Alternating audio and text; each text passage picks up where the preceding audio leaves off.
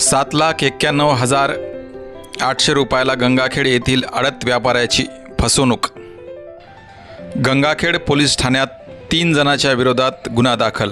गंगाखेड शहरातील शेतमालाचे घाऊक व्यापारी तुकाराम कातकडे यांच्या मधुरा ट्रेडिंग कंपनी या आडत दुकानावर 18 मार्च रोजी 300 क्विंटल गहू, ज्याची मूळ किंमत 7,91,800 रुपये आहे, ट्रकने नांदेडच्या दिशेने रवाना झाले, पण संबंधित व्यापाऱ्याकडे ते गहू पोहोचले नाहीत।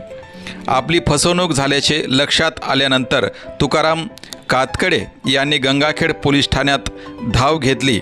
मध्यस्थी असणारे हरजी संभाजी राजगोरे, अक्षय रमेश केंद्रे, बालाजी वेंकटराव जाधव यांच्यावर गंगाखेड पोलीस ठाण्यात गुन्हा दाखल करण्यात आला आहे। तिघांनाही पोलिसांनी ताब्यात घेतले असून त्यांची चौकशी चालू असून मधुरा ट्रेडिंग कंपनी आहे। तर मी हरजी संभाजी राजगोरे यांना दोनदा गाडी दोन वेळेस माल मी भरून दिला।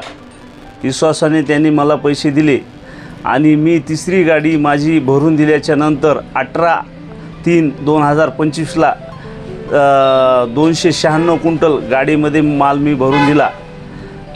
त्यावेळेस अक्षय रमेश केंद्रे आणि बालाजी वेंकटराव जाधव हे तिघं पण होते। ज्यावेळेस मी त्यांना सौदा व्यापार दिला माझा, त्यांनी गहू माझा भरून नांदेडच्या MIDCला दिला आणि दिल्याच्या नंतर मी 4 दिवसाला त्यांना कॉल केला की बाबा पेमेंटचं काय झालं आहे, तर तुम्ही मला फोन लावायचा नाही, मी तुमचं पेमेंट आलं की देऊन टाकील, तुम्ही मला त्रास देऊ नका।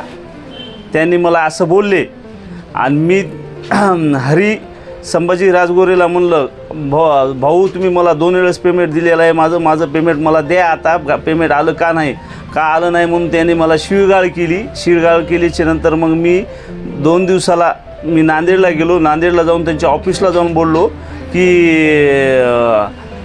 हरजी संभाजी राजगोरे कुठे आहेत।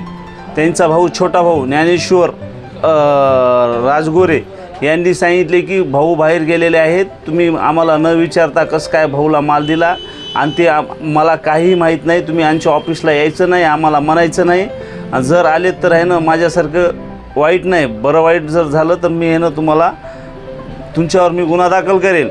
त्यांनी मला ज्ञानेश्वर राजगोरेने असे बोलले आणि मग मी बालाजी